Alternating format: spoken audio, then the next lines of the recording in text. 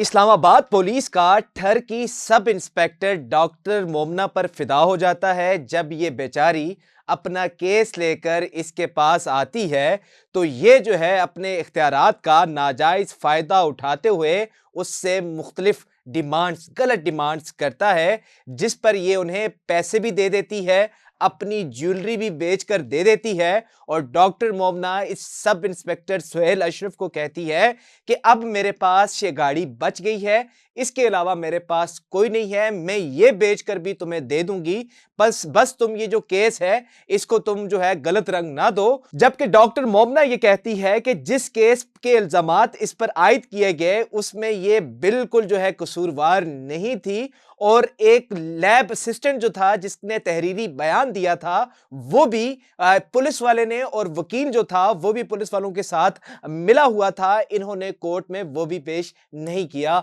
होता कुछ यूं है कि डॉक्टर मोमना पर इल्जाम लगता है, एक मरीज जो है पेशेंट के रिलेटेड ये सारी स्टोरी है, लेकिन डॉक्टर मोमना कहती है कि इसमें उसका कोई कसूर नहीं था, एक लैब असिस्टेंट था जिसने तहरीरी बयान भी दिया था। लेकिन यह मामला जब इस सब इंस्पेक्टर के पास पहुंचता है तो वो इससे पहले पैसों की डिमांड करता है, इसको मेंटली टॉर्चर करता है और कहता है कि अगर तुमने जो है हमारा साथ नहीं दिया, हमें जो है सपोर्ट नहीं किया, हमें कंपनसेट नहीं किया, तो इससे तुम्हारा घर भी बर्बाद हो जाएगा, तुम्हारे बच्चों की जिंदगी भी बर्बाद हो जाएगी, और तुम्हारे वालिदैन जो है उनको भी हम सब कुछ सच बता देंगे। और डॉक्टर मोमना ये कहती है कि उसके एक बच्चे की उम्र 2.5 साल जबकि दूसरी की 6 माह वो बता रही है, और कहती है कि इन्होंने मुझे इतना मेंटली टॉर्चर किया, और कहती है कि मैंने अपनी डिग्निटी पर कॉम्प्रोमाइज करना जो है जरूरी समझा, जबकि इन जालिमों ने यह भी नहीं सोचा कि मेरा शादी वाला घर, बस्ता घर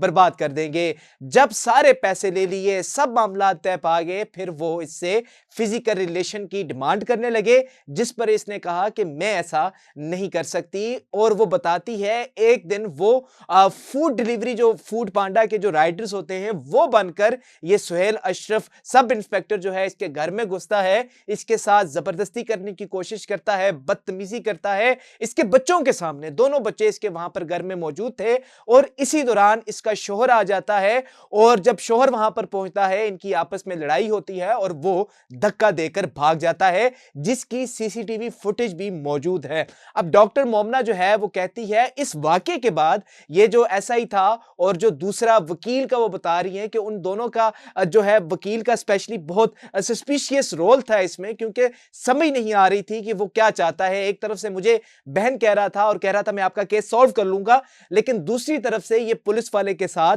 मिला हुआ था। फिर ऐसा ही सुहेल अशरफ और वो वकील जो है डॉक्टर मोमना के साथ राब्ता करते हैं, उससे माफिया मांगते हैं, और इनकी एक डील होती है जिस पर डॉक्टर मोमना जो है वो चूंकि परेशान थी already, physical torture, mentally torture और हर तरह के हादसे से वो गुजरी थी, तो डील वो ये करते हैं कि आपने हमारा किसी को नहीं बताना, जितने पैसे हमने आपके लिए हैं वो एक बड़ी अमाउंट थी जो कि एक साथ देने की इनकी हैसियत नहीं थी, तो कहा हम थोड़े थोड़े करके आपको पैसे भी दे देंगे और आपकी जो ज्वेलरी है और जो केस है आपका उसको हम खत्म कर देंगे। लेकिन जो डॉक्टर मोमना है वो कहती है कि शुरू में मैंने ये सोचा कि इनके साथ डील कर लूं, लेकिन जब उन्होंने मेरे घर में बता दिया, मेरे घर में घुस आए, तो वो ये सोचने लगी ये लोग सिस्टम का हिस्सा हैं, कल मेरे साथ कुछ भी ऐसा गलत कर सकते हैं जिसका बाद मुझे सामना करना पड़ेगा। तो इस वजह से उन्होंने सोशल मीडिया पर वीडियो बनाई, और वीडियो जो ही वायरल हुई तो आईजी इस्लामाबाद हैं, उन्होंने इस पर एक्शन लिया। एक्शन लेने के बाद जो सब इंस्पेक्टर था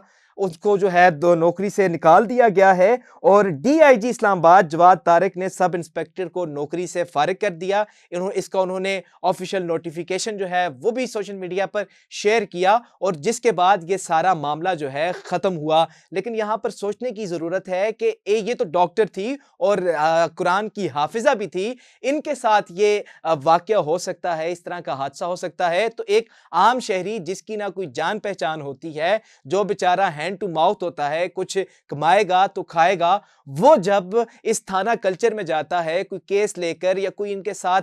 कोई इंसिडेंट होता है, तो उनके साथ इनके ऑफिसर्स का क्या रवैया होगा, इसका अंदाजा आप खुद लगा सकते हैं। कमेंट सेक्शन आपके पास है। कमेंट सेक्शन में जो आज की इस तरह की काली भेड़ें हमारे इदारे में घुसी हुई हैं, इदारे अच्छे होते हैं लेकिन इन लोगों ने हमारे इदारों को बदनाम किया है। आप ऐसे लोगों के बारे में क्या कहेंगे? हम आपकी राय के मुंतज़िर रहेंगे।